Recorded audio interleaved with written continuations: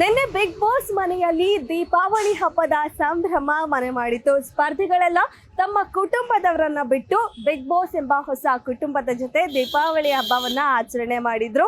So ನಿನ್ನೆ big boss ಮನೆಯಲ್ಲಿ ಪಟಾಕಿಗಳ ಸದ್ದಿಗಿಂತ ಸ್ಪರ್ಧಿಗಳ ನಡುವೆ ಆದಂತಹ ಜಗಳದ ಸದ್ದೆ ಹೆಚ್ಚಾಗಿತ್ತು.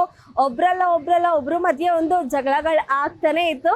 ಕಾರಣ ಮೊನ್ನೆ ಬಿಗ್ ಬಾಸ್ ಅಲ್ಲಿ ಬಂದಿರುವಂತಹ ಪ್ರೋಮೋದ ಪ್ರಕಾರ ಏನು ಕ್ಯಾಪ್ಟನ್ಸಿ ಟಾಸ್ಕ್ ಆಡೋದಕ್ಕೆ 3 ಜನ ಕ್ಯಾಪ್ಟನ್ಗಳಿಗೆ ಒಂದು ಪವರ್ ಅನ್ನ ಕೊಡ್ತಾರೆ. ಅದರಲ್ಲಿ ರಘು ಹಾಗೆ ರಿಷಾ ಆ ಪವರ್ ಅನ್ನ ತಗೊಳ್ತಾರೆ. ಆ ವಿಚಾರವಾಗಿ ನೆನ್ನೆ ಬಿಗ್ ಬಾಸ್ ಮನೆಯಲ್ಲಿ ಬಹಳನೇ ದೊಡ್ಡ ಜಗಳ ಆಗುತ್ತೆ. ಸೊ ಎಲ್ಲಾ ಸ್ಪರ್ಧಿಗಳು ಕೂಡ ಅವರ ವಿರುದ್ಧ ಮಾತಾಡ್ತಾರೆ. ಸೊ ನೀವು ಕ್ಯಾಪ್ಟನ್ ಆಗಿದ್ಕೊಂಡು ಆ ರೀತಿ ನಿಮ್ಮ ಸ್ವಾರ್ಥವನ್ನ ಮಾತ್ರ ನೋಡ್ಕೊಂಡ್ವಿ, ಎಷ್ಟು ಜನ ನಾವು ಆಟ ಆಡಿದ್ದೀವಿ ತಂಡಕ್ಕೋಸ್ಕರ, ಸೊ ಕ್ಯಾಪ್ಟನ್ಸಿ ಟಾಸ್ಕ್ ಆಡೋಕ್ಕೋಸ್ಕರ ನಾವು ಕೂಡ ಆಟ ಆಡಿದ್ದೀವಿ, ಆದ್ರೆ ನೀವು ನಮ್ಮನ್ನ ಲೆಕ್ಕಕ್ಕೆ ತಗೊಳ್ದೆ ನಿಮ್ಮ ಸ್ವಾರ್ಥವನ್ನ ಅಷ್ಟೇ ನೋಡ್ಕೊಳ್ರಿ ಅಂತ ಮನೆ ಮಂದಿ ಎಲ್ಲರೂ ಕೂಡ ಅವರಿಬ್ರು ವಿರುದ್ಧ ಬೇಜಾರಾಗ್ತಾರೆ, ಜಗಳ ಆಡ್ತಾರೆ, ಮಾತಾಡ್ತಾರೆ. ಅಂಡ್ ಇದರಲ್ಲಿ ಜೋರಾಗಿ ಜಗಳ ಆಗಿದ್ದು ಅಂದ್ರೆ ರಕ್ಷಿತಾ ಹಾಗೆ ರಿಷಾ ನಡುವೆ, ಹಾಗೆ ಧನುಷ್ ಹಾಗೆ ರಘು ನಡುವೆ. ನಾವು ಕೂಡ ಟಾಸ್ಕ್ ಆಡಿದ್ದೀವಿ, ಅಷ್ಟು ಕಷ್ಟಪಟ್ಟು ಆಡಿದ್ದೀವಿ, ರಾತ್ರಿ ಹಗಲು ಅಂತ ನೋಡದೆ ಆಟ ಆಡಿದ್ದೀವಿ, ಆದ್ರೆ ನೀವು ನಿಮ್ಮ ಸ್ವಾರ್ಥಕ್ಕೆ ಈ ರೀತಿ ಮಾಡಿದ್ದು ಸರಿಯಲ್ಲ ಅನ್ನೋ ರೀತಿ. ಅದಾದ್ಮೇಲೆ ಎಲ್ಲ ಸಾಮಾನ್ಯವಾಗಿ ಸರಿ ಹೋಗ್ತಾರೆ. ಅಂಡ್ ಇವತ್ತು ಬಂದಿರೋ ಪ್ರೋಮೋ ಪ್ರಕಾರ ಸೊ ಅದರ ಎಫೆಕ್ಟ್ ಅಲ್ಲಿ ಫೈನಲಿ ಆ ಟಾಸ್ಕ್ ಅಲ್ಲಿ ಕಾಯಿನ್ ಕಲೆಕ್ಟ್ ಮಾಡೋ ಟಾಸ್ಕ್ ಅಲ್ಲಿ ರಘು ತಂಡ ಗೆಲ್ಲುತ್ತೆ. ಆ ಮುಖೇನ ರಘು ಮಾತ್ರ ಕ್ಯಾಪ್ಟನ್ಸಿ ಟಾಸ್ಕ್ ಆಡೋಕೆ ಸೆಲೆಕ್ಟ್ ಆಗ್ತಾರೆ, ಅವರು ತಂಡದವರಾಗಲ್ಲ.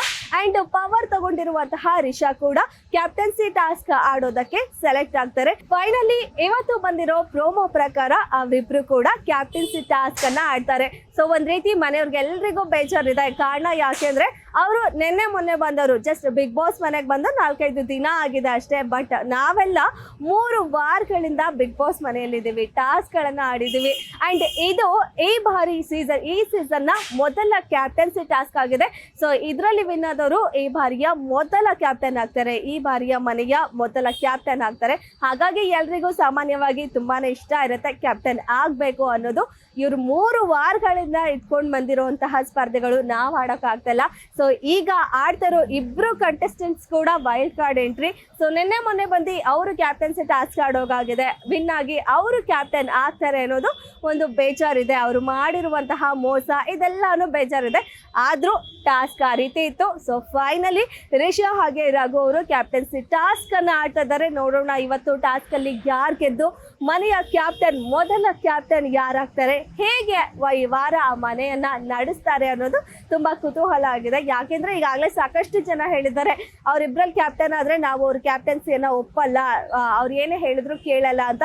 ಸೊ ಆ ರೀತಿ ಅವರ ಮಾತಿಗೆ ವಿರುದ್ಧವಾಗಿ ನಡ್ಕೋತಾರ ಅಲ್ವಾ? ರೂಲ್ಸ್ ಕ್ಯಾಪ್ಟನ್ ಮಾತು ಕೇಳಬೇಕು ಅಂತ, ಕ್ಯಾಪ್ಟನ್ ಮಾತು ಕೇಳ್ತಾರ ಅನ್ನೋದು ಈ ವಾರದಲ್ಲಿ ಗೊತ್ತಾಗುತ್ತೆ.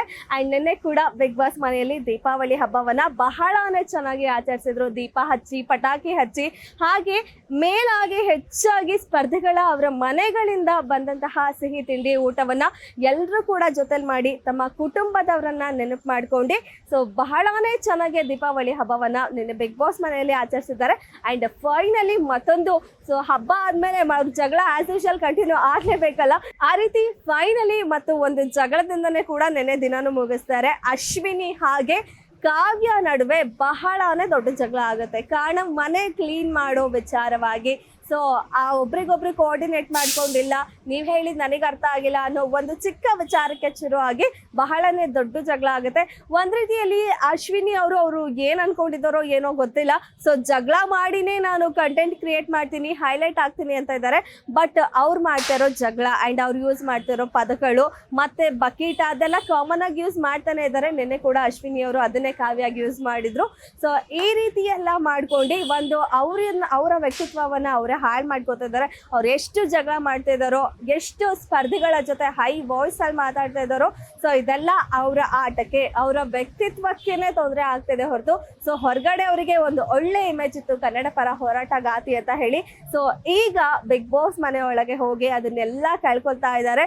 ಸೊ ಈಗಾಗಲೇ ಸುದೀಪ್ ಸರ್ ಕೂಡ ಒಂದು ಪಂಚಾಯತಿ 2 ಪಂಚಾಯತಿಲೂ ಕೂಡ ಅವರಿಗೆ ಒಂದು ರೀತಿ ಇಂಡೈರೆಕ್ಟ್ ಆಗಿ ಡೈರೆಕ್ಟ್ ಆಗಿ ಎಲ್ಲ ರೀತಿನೂ ಬುದ್ಧಿವಾದ ಹೇಳಿಯಾಗಿದೆ. ಬಟ್ ಆದ್ರೂ ಅವರ ಒಂದು ಬುದ್ಧಿ ಬಿಡಲ್ಲ ಅನ್ನೋದು ಕಾಣಿಸ್ತಾ ಇದೆ ಅನ್ಸುತ್ತೆ. ಸೊ ಅದೇ ಜಗಳ, ಅದೇ ವಾಯ್ಸ್ ರೈಸು, ಅದೇ ಟಾಂಗ್ ಕೊಡೋ ರೀತಿ, ಅದೇ ವ್ಯಂಗ್ಯವಾದ ಮಾತು ಇದೆಲ್ಲ ಮುಂದುವರಿತಾನೆ ಇದೆ. ನೋಡೋಣ ಈ ಬಾರಿಯ ಈ ವಾರದ ಕಿಚ್ಚನ ಪಂಚಾಯಿತಿಯಲ್ಲಿ ಸೊ ಮತ್ತೆ ಅವರಿಗೆ ಕ್ಲಾಸಸ್ ಆಗತ್ತಾ ಇಲ್ಲ ಏನಾಗುತ್ತೆ ಗೊತ್ತಿಲ್ಲ. ಸೊ ಸದ್ಯಕ್ಕೆ ಇವತ್ತಿನ ದಿನದ ಸಂಚಿಕೆ ಅಂತೂ ತುಂಬಾನೇ ಇಂಟ್ರೆಸ್ಟಿಂಗ್ ಆಗಿದೆ. ಬಿಕಾಸ್ ಕ್ಯಾಪ್ಟನ್ಸಿ ಟಾಸ್ಕ್ ಆಗ್ತದೆ, ಯಾರು ಕ್ಯಾಪ್ಟನ್ ಆಗ್ತಾರೆ ಅನ್ನೋದು. ಇದಾಗಿತ್ತು ಈ ಹೊತ್ತಿನ ವಿಶೇಷ. ನೋಡ್ತಾ ಇರಿ ಗ್ಯಾರಂಟಿ ನ್ಯೂಸ್, ಸುದ್ದಿ ಖಚಿತ, ನ್ಯಾಯ ನಿಶ್ಚಿತ. ಗ್ಯಾರಂಟಿ ನ್ಯೂಸ್, ಸುದ್ದಿ ಖಚಿತ, ನ್ಯಾಯ ನಿಶ್ಚಿತ.